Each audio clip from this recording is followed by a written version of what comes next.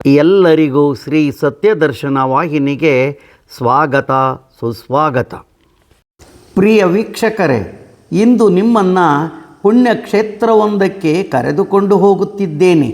ಹೊಯ್ಸಳ ಸಾಮ್ರಾಜ್ಯವಾಳಿದ ದೊರೆಗಳು ಮತ್ತು ವಿಜಯನಗರ ಸಾಮ್ರಾಜ್ಯವಾಳಿದ ದೊರೆಗಳು ನಮ್ಮ ನಾಡಿಗೆ ಅನೇಕ ರೀತಿಯ ಕೊಡುಗೆಗಳನ್ನು ನೀಡಿದರು. ಅದರಲ್ಲಿ ವಾಸ್ತು ಮತ್ತು ಶಿಲ್ಪಕಲೆಗೆ ಅತಿ ಹೆಚ್ಚು ಕೊಡುಗೆಯನ್ನು ನೀಡಿದರು. ಅವರ ಸಾಮ್ರಾಜ್ಯದ ಉದ್ದಗಲಕ್ಕೂ ಪ್ರಮುಖ ಸ್ಥಳಗಳಲ್ಲಿ ಆಧ್ಯಾತ್ಮಿಕ ಮತ್ತು ಧಾರ್ಮಿಕವಾಗಿ ಜನರ ಭಕ್ತಿ ಭಾವಕ್ಕೆ ತಕ್ಕಂತೆ ದೇವಾಲಯಗಳನ್ನು ನಿರ್ಮಿಸಿ ಲೋಕಾರ್ಪಣೆ ಮಾಡಿದರು. ಇಂತಹ ದೇವಾಲಯಗಳು ನಾಡಿನೆಲ್ಲೆಡೆ ಕಂಡುಬರುತ್ತವೆ. ಅನೇಕ ದೇವಾಲಯಗಳಲ್ಲಿ ಅಂದಿಗೂ ಇಂದಿಗೂ ಪವಾಡಗಳು ನಡೆಯುತ್ತಿವೆ. ಜನರ ಕಷ್ಟಗಳನ್ನು ಪರಿಹರಿಸುತ್ತಿವೆ. ಅಂಥವುದೇ ಒಂದು ಪ್ರಮುಖ ದೇವಾಲಯದ ಬಗ್ಗೆ ಒಂದಿಷ್ಟು ಮಾಹಿತಿಯನ್ನು ತಿಳಿಯೋಣವಾ?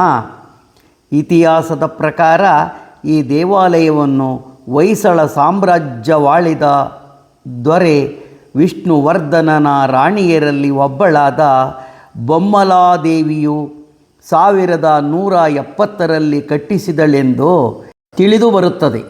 ಬೊಮ್ಮಲಾದೇವಿಯ ಆಳ್ವಿಕೆಯ ಕಾಲದಲ್ಲಿ ನಾಗಮಂಗಲವು ವೈಷ್ಣವ ಧರ್ಮದ ಪ್ರಮುಖ ಕೇಂದ್ರವಾಗಿ ಬೆಳೆಯಿತು. ಈ ತ್ರಿಕುಟಾಚಲ ದೇವಾಲಯವನ್ನು ಬಳಪದ ಕಲ್ಲನ್ನು ಉಪಯೋಗಿಸಿ ನಿರ್ಮಿಸಲಾಗಿದೆ. 3 ಗರ್ಭಗೃಹಗಳನ್ನು ಹೊಂದಿರುತ್ತದೆ. ಪೂರ್ವಾಭಿಮುಖದ ದೇವಾಲಯದಲ್ಲಿ ಪೂರ್ವಾಭಿಮುಖವನ್ನು ಹೊಂದಿರುವ ಗರ್ಭಗೃಹದಲ್ಲಿ 6 ಅಡಿ ಎತ್ತರವುಳ್ಳ ಅತಿ ಸುಂದರ ಮತ್ತು ಮನೋಹರವಾದ ಸೌಮ್ಯ ಮುಖಭಾವವನ್ನು ಹೊಂದಿರುವ ಶ್ರೀ ಸೌಮ್ಯಕೇಶವ ಸ್ವಾಮಿಯ ಮನಮೋಹಕವಾದ ಅಪರೂಪವಾದ ಶಂಖವನ್ನು ಬಲದ ಕೈಯಲ್ಲಿ ಮತ್ತು ಎಡದ ಕೈಯಲ್ಲಿ ಚಕ್ರವಿರುವ ಅಪರೂಪದ ಭಂಗಿಯಲ್ಲಿ ಈ ವಿಗ್ರಹವನ್ನು ನಿರ್ಮಿಸಿ ಪ್ರತಿಷ್ಠಾಪಿಸಲಾಗಿದೆ. ಇನ್ನು ಎಡಭಾಗದ ಗರ್ಭಗೃಹದಲ್ಲಿ ಅತಿ ಸುಂದರವಾದ ಲಕ್ಷ್ಮೀ ನರಸಿಂಹಸ್ವಾಮಿಯ ವಿಗ್ರಹವನ್ನು ಪ್ರತಿಷ್ಠಾಪಿಸಲಾಗಿದೆ. ಇನ್ನು ಬಲಭಾಗದ ಗರ್ಭಗೃಹದಲ್ಲಿ ಶ್ರೀ ವೇಣುಗೋಪಾಲ ಸ್ವಾಮಿಯು ಮುರಳೀಧರ ಅತಿ ಸುಂದರ ವಿಗ್ರಹವನ್ನು ಪ್ರತಿಷ್ಠಾಪಿಸಲಾಗಿದೆ. ನಕ್ಷತ್ರಾಕಾರದ ಜಗಲಿಯ ಮೇಲೆ ದೇವಾಲಯವನ್ನು ಸುಂದರವಾಗಿ ನಿರ್ಮಿಸಲಾಗಿದೆ. ಈ ದೇವಾಲಯದ ನವರಂಗ ಮಂಟಪದ ಮೇಲ್ಭಾಗದಲ್ಲಿ ಭುವನೇಶ್ವರಿ ದೇವಿಯನ್ನು ನಿರ್ಮಿಸಲಾಗಿದ್ದು, ಮಂಡಲಾಕಾರವಾಗಿ ಮಲಗಿರುವ ಆದಿಶೇಷನ ಅತ್ಯಂತ ಸೂಕ್ಷ್ಮ ಕೆತ್ತನೆಯಿಂದ ಕೂಡಿರುತ್ತದೆ. ಈ ಆದಿಕೇಶವನ ತಲೆಯನ್ನು ರಾವು ಎಂತಲೂ ಆದಿಕೇಶನ ಬಾಲವನ್ನು ಕೇತು ಎಂದು ಪರಿಗಣಿಸಲಾಗಿದೆ. ಹೀಗಾಗಿ ಈ ಜಾಗದ ಕೆಳಗೆ ನಿಂತು ಪೂಜೆ ಮಾಡಿದರೆ ರಾವು ಮತ್ತು ಕೇತು ದೋಷಗಳು ನಿಮ್ಮ ಜಾತಕದಲ್ಲಿದ್ದರೆ ಪರಿಹಾರವಾಗುತ್ತವೆ ಎಂಬ ದೃಢ ನಂಬಿಕೆ ಈ ಕ್ಷೇತ್ರದಲ್ಲಿರುತ್ತದೆ. ಆದಿಶೇಷನ ಸುತ್ತಲೂ 108 ಶಂಖಗಳನ್ನು ನಿರ್ಮಿಸಲಾಗಿದೆ. ಇದೊಂದು ವಿಶಿಷ್ಟ ಕೆತ್ತನೆಯಾಗಿ ಕಂಡುಬರುತ್ತದೆ. ಇದಕ್ಕೆ ಪೂರಕವಾದ ಪೌರಾಣಿಕವಾದ ಮಹಾಭಾರತದಲ್ಲಿ ನಡೆದ ಒಂದು ಘಟನೆಯನ್ನು ಹೀಗೆ ಹೇಳಲಾಗಿದೆ. ಕೌರವರು ಮತ್ತು ಪಾಂಡವರ ಮಧ್ಯೆ ಮಹಾಭಾರತ ಯುದ್ಧ ನಡೆಯುವಾಗ ದುರ್ಯೋಧನನ ಪರಮ ಮಿತ್ರ ಕರ್ಣನ ಬಳಿ ಮಹಾನ್ ಶಕ್ತಿಶಾಲಿಯಾದ ನಾಗಾಸ್ತ್ರವಿರುತ್ತದೆ. ಆ ನಾಗಾಸ್ತ್ರದಿಂದ ಅರ್ಜುನನಿಗೆ ಬರುವ ಅಪಾಯವನ್ನರಿತ ಭಗವಾನ್ ಶ್ರೀಕೃಷ್ಣನು ತನ್ನ ಶಂಖವನ್ನೂದಿ ವಿಶ್ವದೆಲ್ಲೆಡೆ ಇದ್ದಂಥ ನಾಗಗಳನ್ನು ತನ್ನ ಶಂಖದಲ್ಲಿ ಬಂಧಿಸಿ ಇಟ್ಟನೆಂದು ಪೌರಾಣಿಕ ಕಥೆಯೊಂದರಿಂದ ತಿಳಿದುಬರುತ್ತದೆ. ಈ ಕಾರಣದಿಂದಾಗಿ ಇಂದಿನ ನಾಗಮಂಗಲಕ್ಕೆ ಅನಂತ ಕ್ಷೇತ್ರ ಅಥವಾ ಫಣಿ ಪರಿಹಾರ ಕ್ಷೇತ್ರ ಎಂದೂ ಸಹ ಕರೆಯುತ್ತಾರೆ.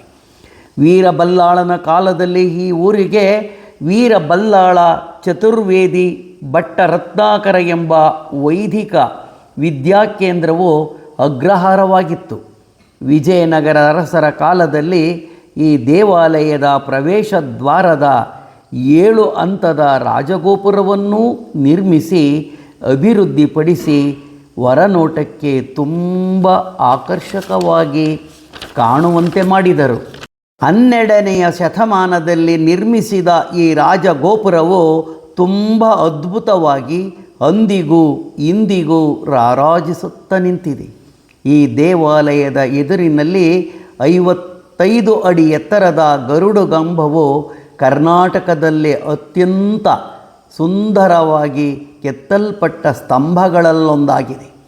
ಈ ಕ್ಷೇತ್ರಕ್ಕೆ ಸರ್ಪ ದೋಷ ನಿವಾರಣೆಗಾಗಿ, ರಾಹುಕೇತು ದೋಷವಿರುವ ಮದುವೆಯಾಗದ ಮದುಮಕ್ಕಳು, ಮಕ್ಕಳಾಗದ ದಂಪತಿಗಳು ಈ ಕ್ಷೇತ್ರಕ್ಕೆ ಆಗಮಿಸಿ ಸೌಮ್ಯ ಕೇಶವನನ್ನು ಪೂಜಿಸಿ ಫಲ ಕಂಡಿದ್ದಾರೆ ಮತ್ತು ಕಾಣುತ್ತಿದ್ದಾರೆ.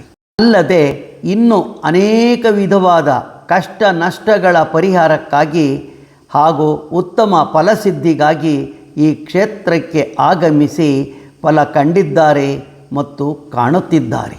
ಇಲ್ಲಿಗೆ ಈ ವಿಡಿಯೋವನ್ನು ಮುಗಿಸುತ್ತಿದ್ದೇನೆ. ಮುಂದಿನ ಸಂಚಿಕೆಯಲ್ಲಿ ಉತ್ತಮ ಮಾಹಿತಿಯೊಂದಿಗೆ ಮತ್ತೆ ಬರುತ್ತೇನೆ. ಅಲ್ಲಿಯವರೆವಿಗೂ ಎಲ್ಲರಿಗೂ ಧನ್ಯವಾದಗಳು. ನೀವಿನ್ನೂ ನಮ್ಮ ವಾಹಿನಿಗೆ ಚಂದಾದಾರರಾಗಿಲ್ಲದಿದ್ದರೆ ಚಂದಾದಾರರಾಗಿ. ಧನ್ಯವಾದಗಳು.